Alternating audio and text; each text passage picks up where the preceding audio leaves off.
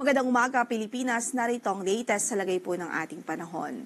Tatlong weather system ang nakakaapekto ngayon sa ating bansa. Nariyan at patuloy pa rin nararamdaman ng epekto nitong shear line sa silangang bahagi ng Southern Luzon at silangang bahagi ng Kabisayaan.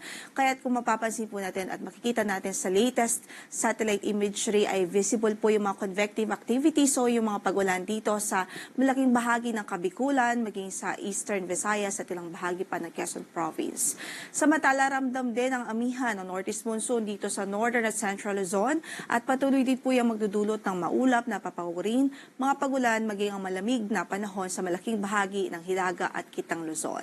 Sa natitirang bahagi naman ng ating bansa ay easterlies naman po ang dominante at ang easterlies na ito ay patuloy at inaasahan nating magdudulot ng mainit na panahon lalong-lalo na po sa umaga at tanghali sa natitirang bahagi pa ng ating bansa.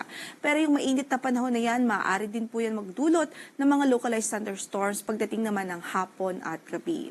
Sa kasalukuyan, wala po tayong LPA na minomonitor sa loob ng ating area of responsibility. At least in the next 2 days, wala tayong inaasahan. Pero patuloy po tayong magantabay sa magiging update ng pag-asa sakaling magkaroon man ho ng significant changes sa pagtaya po ng possible na bago ng mga circulations o mga possible low pressure areas. Para sa pagtaya ng ating panahon sa araw na ito, asahan natin ang maulap na papawirin at mataas pa rin ang tsansa ng malawakang pagulan dito po sa Kabikulan, maging dito po sa Quezon Province at sa Northern at Eastern Samar. Dahil yan sa epekto ng shear line.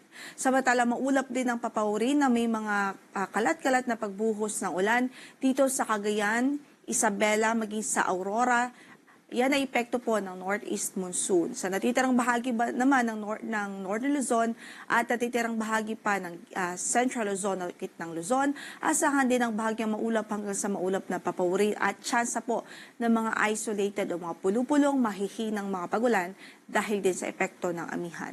Sa Metro Manila at natitirang bahagi pa ng Luzon o sa Metro Manila at Calabarzon, asahan natin ang mga bahagyang maulap hanggang sa maulap na papawirin at tsansa din mga localized thunderstorms dahil din po yan sa epekto ng shear line.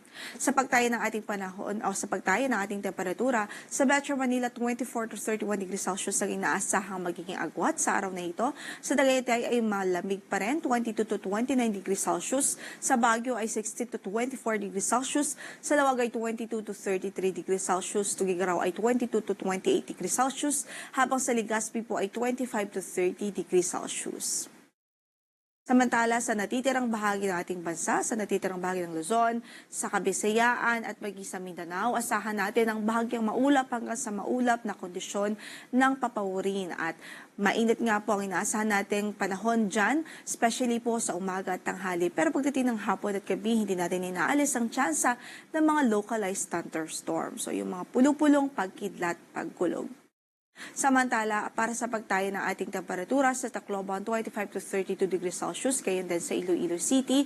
Sa Cebu ay 25 to 32 degrees Celsius din po, 25 to 31 degrees Celsius sa Cagayan de Oro. Sa Davao ay 25 to 33 degrees Celsius, 24 to 33 naman sa Zamboanga City. Sa Puerto Princesa City ay 25 to 32 degrees Celsius, habang 25 to 32 degrees Celsius din po sa Kalayaan Islands. Wala rin tayong gale warning na nakataas ngayon sa anumang bahagi ng ating mga baybaying dagat. Malaya namang makakapalaot ang ating mga kababayang mangingisda.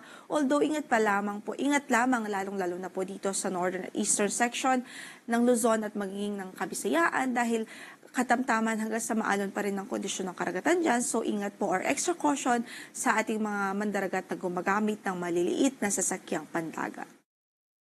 Ang sunrise natin for today is 6:11 in the morning at mamaya po ay lulubog ang araw sa ganap na alas 5:28 ng hapon. Ito po si Lori de la Cruz Galicia. Magandang araw po.